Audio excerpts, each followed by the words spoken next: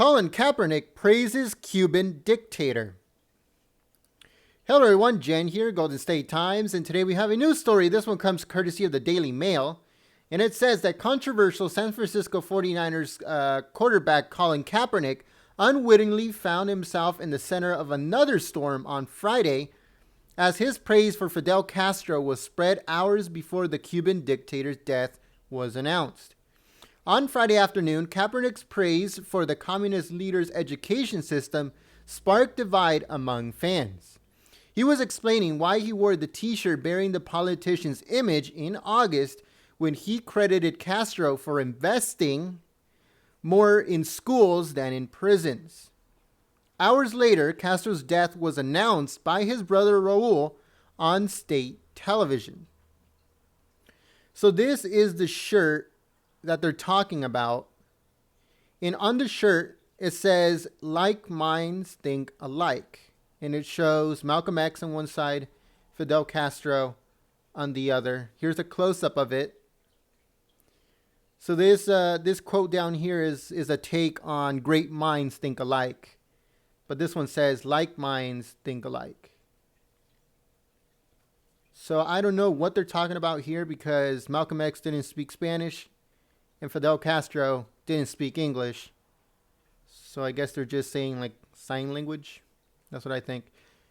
This is Raul Castro, and this is what when he announced that Fidel was dead at the age of 90. I'm actually surprised he lasted that long. So this is the exchange between a reporter that asked Colin Kaepernick why he wore the shirt and why he praises an oppressor. So just give me a second, and then we'll listen into what he said.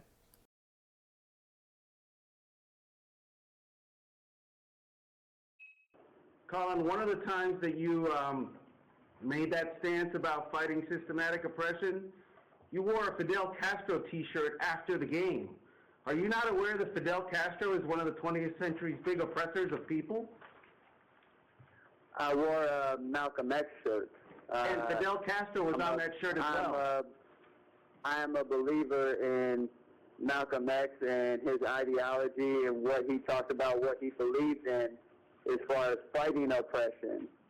Are you a believer in Fidel Castro who was on that shirt? If you let me finish, please. The fact that he met with Fidel, to me, speaks to his open mind to being willing to hear different aspects of people's views and ultimately being able to create his own views as far as the best way to approach different situations, different cultures. So it's good to have an open mind about Fidel Castro and his oppression.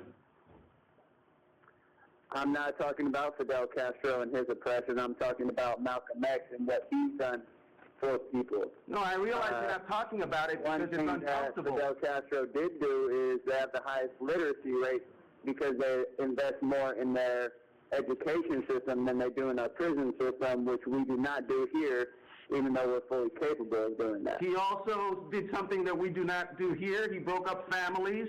He took over a country again without any, justice and without any elections. We do break up families here. That's what mass incarceration is. That was the foundation of slavery, so our country has been based on that, as well as the genocide of Native Americans. Are you equating the breaking up of Cuban families with people going to jail in the United States of America? I'm equating the breaking up of families with breaking up of families. Wow.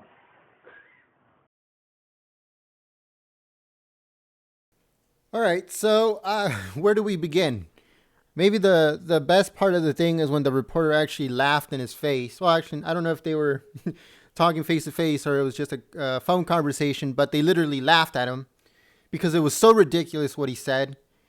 And the thing is that he actually believes it.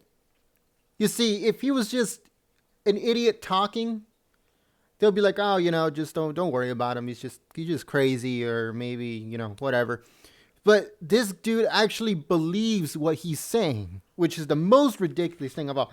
But okay, so he says that he is a big believer in Malcolm X and his ideology. And he says that Malcolm X fought oppression. So he thinks that the best way to fight oppression is by praising an oppressor. That makes no sense.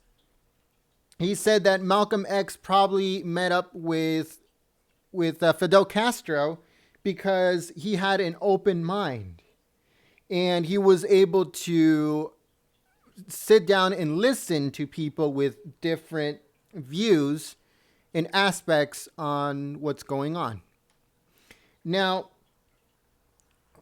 okay, that's understandable. To me, I think that's understandable. You sit down with someone that has different mind views, but that still gives you no right to praise an oppressor, someone that put gays in concentration camps, a person that stole from the people. He stole property, he stole money, he took over the country without, by force. And the other thing that he said is that when the reporter told him, we do not separate families like Castro did when he took over. What Castro would do is he would separate families. And if anybody would leave the island, he would ban them from coming back. And then he would ban anybody of his family members from leaving the island. So in reality, you would never see your family members ever again. Which is, I think, is the worst thing that he did, other than, steal and kill and all the other stuff. But he said that here in America, Colin Kaepernick said that here in America, we do that too, by mass incarceration. And he said that mass incarceration is the foundation of slavery. So he is saying that we separate families when a killer goes out there and commits the crime, when a thief goes out there and commits a crime, when someone, goes out there and robs a convenience store or a gas station or a bank. According to Colin Kaepernick, oh no, you're separating them from their family by throwing their asses in jail. It's completely ridiculous, and that's why at the end of the of the interview, the reporters have no other choice but to laugh, because they cannot believe what this idiot is saying. It's so ridiculous. It makes no sense. And you know what the craziest thing about this is, though?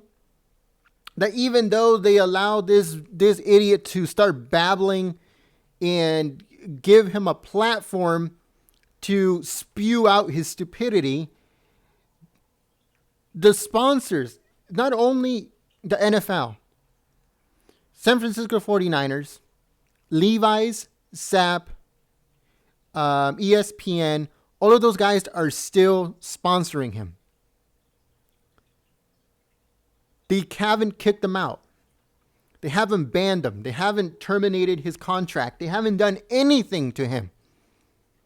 They're allowing him to spew his stupidity and to, quote unquote, express himself, even though he's not doing nothing constructive, nothing productive, nothing whatsoever. It makes no sense. To me, it just doesn't make any sense. But let us know what you guys think in the comment section below. Do you guys think that this idiot should be completely banned from the NFL? Or what can we do to just make sure that this idiot never gets a platform to spew out his stupidity? Let us know what you guys think about this guy, because this guy is just way above and beyond anything that I have ever seen. I've seen idiots speak on different platforms in front of a lot of people, but this guy just really, really, puts up the bar when it comes to just babbling. But yeah, guys, thank you very much for watching. I hope that you guys enjoyed. If you did, give us a thumbs up. and also share this report. If you are new to our channel, make sure that you subscribe by clicking the golden globe. It's interactive. It'll give you the option to subscribe. So we hope that you join the community and we welcome you. Also, check out our previous videos. They should be coming up on your screen. They're interactive. If you click on them, they'll take you to that video. While you're over there, give it a thumbs up, share it, all that good stuff, along with this one. And I hope to see you guys here next time. But until then, peace.